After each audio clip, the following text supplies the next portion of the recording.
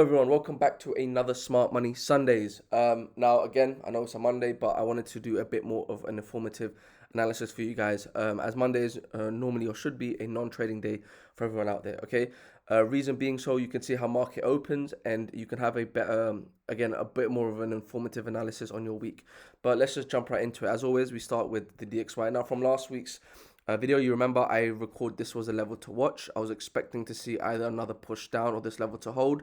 This level actually held, and then we saw a push up. Now, the reason I was being cautious here was I wanted to wait to see this monthly level flip, okay, to become actually bullish on the high time frame. Now, what we exactly saw from this morning was a clear rejection, okay, from that monthly level. Now, what I want to be in essence seeing is this actual fractal, what I've actually outlined is still very much valid.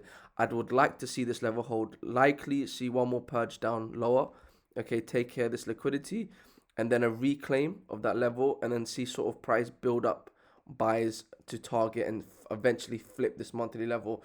Now, the way I'm looking to play this is, again, wait for that dump into $98 and then a reclaim, aggressive reclaim, and then see some sort of order flow on the lower time frame to start looking for longs on other pairs, okay, to then first target the monthly level and then the eventual target of $100, okay, is what I'm looking for. All right, so that is still very much in play, and that's what I'm looking to actually execute this week. Now let's push over to USD CHF. Now, no positions taken thus far, but if you see what I was looking for from last week was either, again, this level hold, or we see a SFP of the low. The low is held, which is a very good sign, okay, of continuation. Now, again, because of that monthly rejection, we saw something similar on USD on this pair. We didn't actually get the exact tap of that monthly level, but we did see rejection nonetheless. So now what I'm actually looking for is this key level. Let me highlight it in blue, right? It's clear demand. This level now needs to hold, okay? So in essence, what I want to see is price just sort of push back above the daily level and then come back into this level, swipe out the lows, and then reclaim up higher. Again, we see some sort of order flow, and then that will basically be the perfect trigger for longs back into that 82 and 83 dollar basically level. All right, that's ideally how I'm looking to trigger for this week. All right, we've had this sort of range, we've had the manipulation. Now this level needs to hold in order for expansion to actually take place, and I'll highlight it like this. Let's mark it out in, let's do green. Green's a bit of a better color to show expansion. So yeah, that's sort of the trigger plan I have for USD CHF. Okay, let's push over to EU. Now, EU actually played out quite nicely from what I illustrated last week. Again, these are all of my illustrations from last week, so go back, check them yourself. I'm not making this up now. Right, what I was expecting was price to hold this level, and then we see a retracement, which is exactly what we saw, and then price to hold this key level to then look for a reversal up higher. And what we've actually seen is price tap into this level and a resurgence or strength because of the dollar weakness to push up higher. Now, what I'm paying attention to is if this level here holds on, if this level holds on EU, okay, I'm going to expect a push down, okay, because I'm being a bit more cautious here. I think we could come back into the monthly level at 1.135. Okay, so I'm being a bit more cautious here. But ideally, what I want to see is for shorts to play out, I want to see this level hold and then look for shorts at least back into 1.14 and then keep partials open for 1.35. Okay, and then wait to see if price actually starts building order flow to start looking for longs, okay? But ideally, right now, price is playing out as expected. But right now, I'm waiting to see if this level holds or not, okay? Because if this level holds, we're likely going to come back in for another stab of this level, all right? So that's how I'm currently looking to play Euro USD. Now let's push over to gold. Now, again, gold, I illustrated two levels I was looking out for. One was at the lows, at 3200. The second was this key level. I was looking at 3375 to look for longs into 3500. Now, if you look at gold, now because of the war tensions that seem to be rising with Iran, Israel, and the US, what we're actually seeing, again, this is all from previous week. I've not changed anything. What we're seeing is this actually setup starting to play out. Now, again, if you've missed this sort of setup, what I'd wait for is another stab into 33.75 to look for longs right into these highs of 3500. Now, again, very, very clean setup. We've had this sort of range bound activity. Okay, we had the manipulation come into Monday morning, swipe of those lows.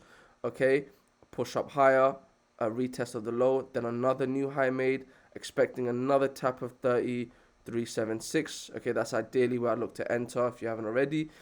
Again, a validation is at the low of 33.38, and I look to ride this pop into 3500. Now, first target would obviously be this high here, 3,450. Second target is 35. All right, so very, very simple. No need to overcomplicate it. I'll get rid of all this extra drawings.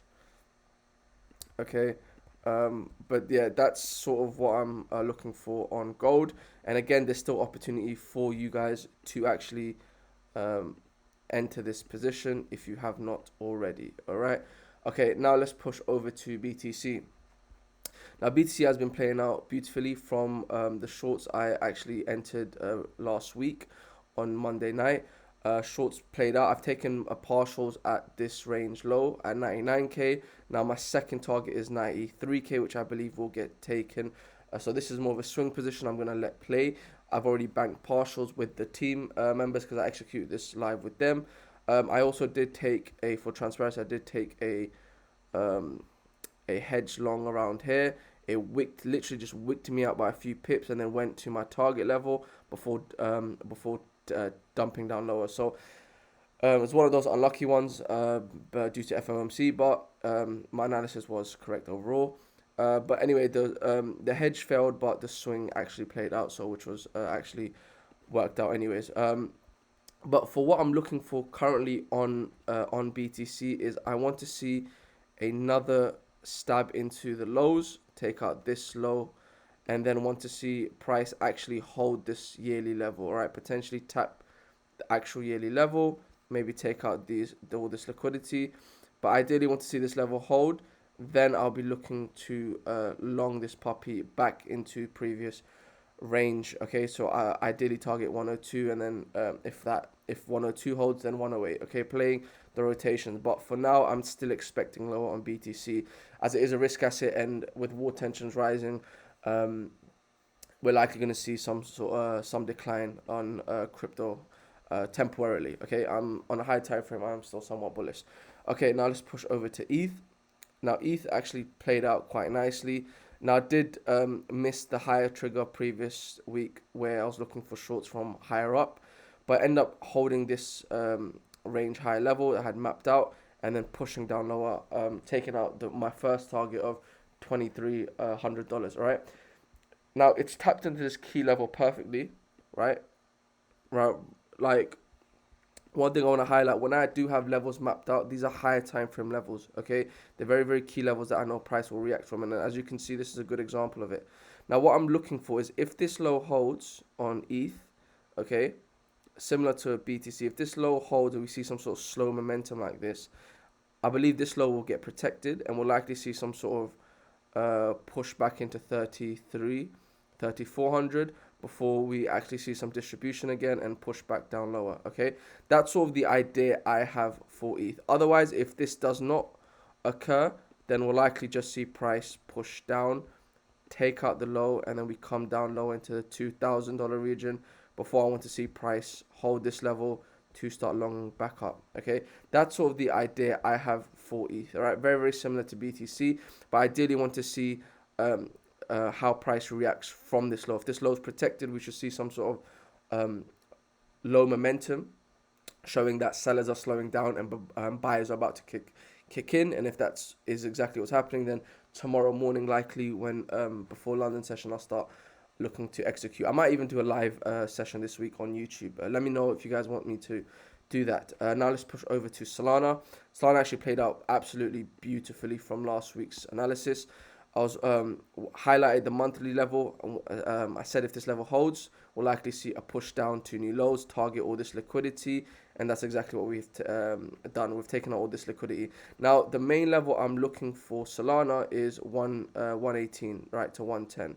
Now again, same situation. If this level holds on the lows of 120, 128, if this level holds, then we'll likely see a pushback into 140, and then likely to wait to see distribution for a push down lower into 118.